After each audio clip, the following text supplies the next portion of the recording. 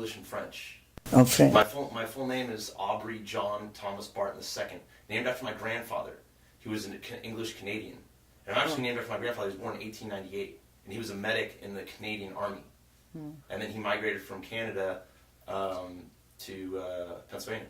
That's where my parents were from, like, area. But Northern European, you know. Some people say, you know, I've gotten Middle Eastern before, so, you know. You know. Why don't you listen to That's hilarious. So. Okay. What did Bob think about America again? Oh, he loved America. He just loved America. He went to school. He studied. He loved everything about America.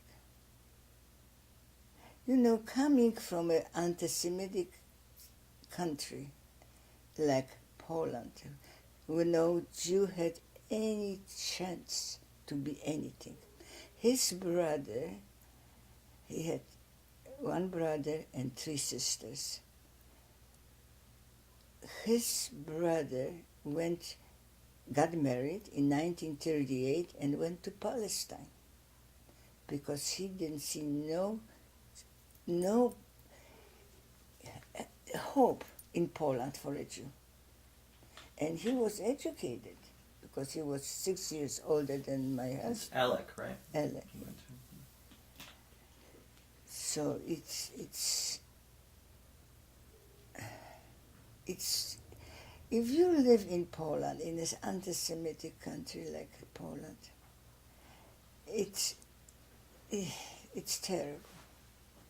You know, positions. We went to Poland after the war, my husband and I. And I have very good friend, Polish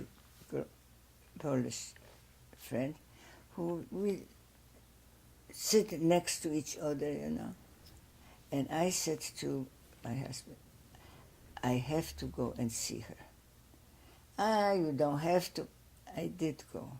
I went there, and I couldn't believe it. They have a very nice house. From that house, 3 families live after the war. When I walked in, the first thing she said, "You still alive?" She said to me. She looked like my mother. My mother. And what year was this? Around about? In 19... When were we? 94. Huh? 1994. 1994. We were the first time to Poland. And I just could not get over. And you know, she lost so much because if she would be nice, I would have sent her clothes, money. That's how they say, "You still alive?" And then she said to me, "Do you know what the Jews did? How much things they have? How the Germans have to go and dig all this material, everything? The Jews." So it was... you know, honestly, I'm not even sure I follow that. She blamed the Jews for what exactly? She didn't blame Jews. She said that the Jews were so rich that they hidden everything in the cellar. When the German came in, they went there and got a lot of stuff out. So they're blaming you for tearing up the ground or something? Taking their own things back? They what? For taking their own things back? No, they blamed the Jews that they were that they had hid their stuff. Yeah. Oh my goodness. Well, I'm glad you didn't send her anything. I have a quick question. Yeah. When did you get word of Operation Overlord, D-Day?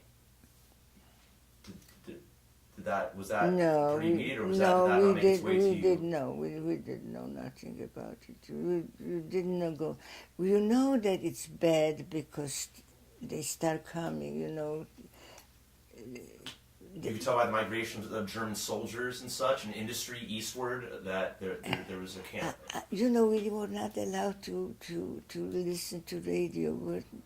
We were completely cut off from everything. The only thing you knew to get up, to have something to eat, and go to work, and Day to day, hour to hour, minute to minute.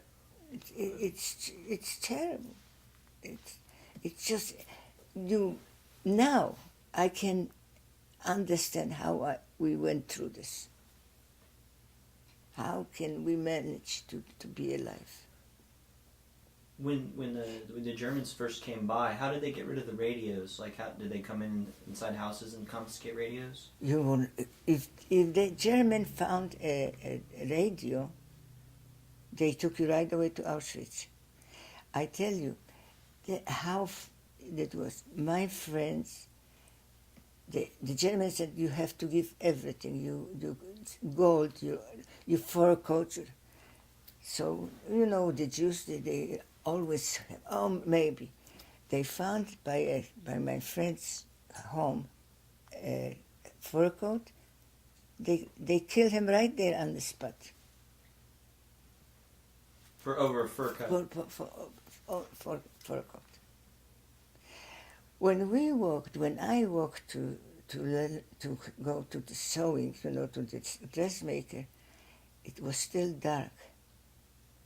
I was so afraid they could kill me. They just could kill me without no reason.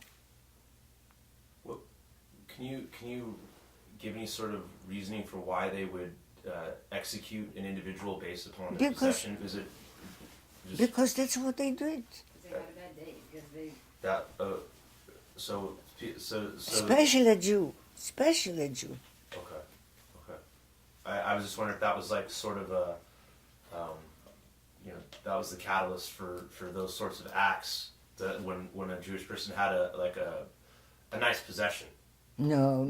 We couldn't have nothing like that. We couldn't have nothing. Oh, okay. When sometimes in a small town or whatever they kill a German soldier or whatever, the whole town went to Auschwitz automatically. We were in Czechoslovakia. There is a city there that they killed a Nazi. The whole town was gone. In Czechoslovakia. It's unbelievable. It's just unbelievable how any human being could do to each other. And I tell you something, even the Jewish couples, they were so hungry for something, they could hit you too. And sometimes I saw it myself. A couple, Jewish couple, hit a mother. There was a mother and a daughter. And hit her and she died right there. But with hands? In the camp. Yeah. In the camp. And it was over food? It was over food. We have, the Hungarian Jews. I don't know if you know. They came to camp when 1944. The Hungarian Jews could have been. It's not like Poland, they could be more. Well, boss was a Hungarian Jew. Yeah, they didn't. But 1944 they started, so they brought us out to our camp. They were so wild because they didn't have enough to eat. They were trying to get from us the little food what we have. It's unbelievable what can happen to human beings. Everybody's at each other's throat. Especially when you're hungry. It's a terrible thing to be hungry. For years and years and years, and even till today, I always have something with me to eat.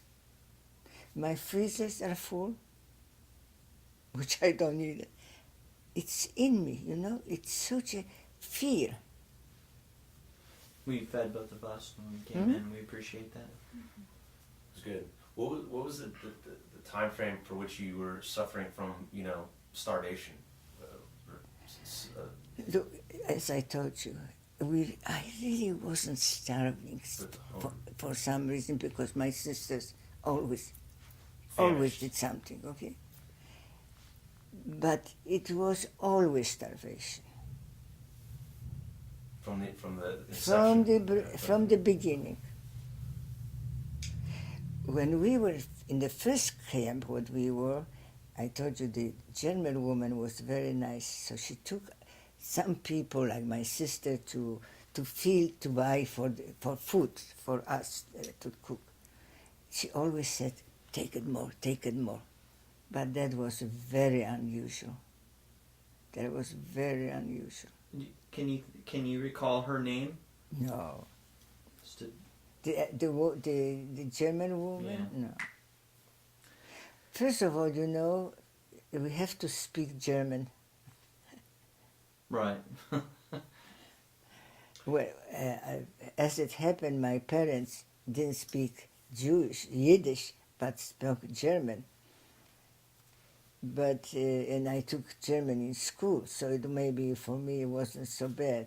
But some people didn't speak German, and if the German woman, hears somebody not speaking German, right away she got hit.